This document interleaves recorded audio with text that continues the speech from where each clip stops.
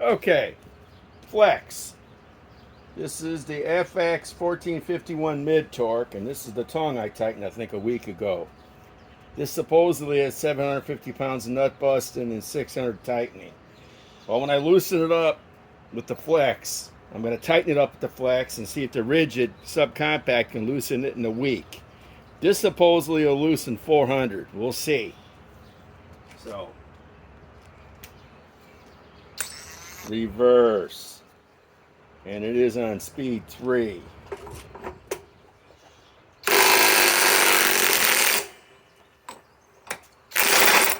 No problem. Okay.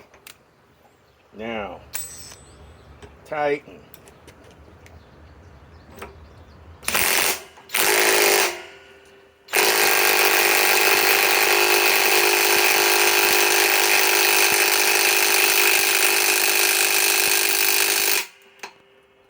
Okay. Now, and this is a 3.5 amp stacked lithium. Okay. So now, in 1 week, we'll see if this can loosen it with a 3 amp octane. You know, this has got 21,700 cells in it.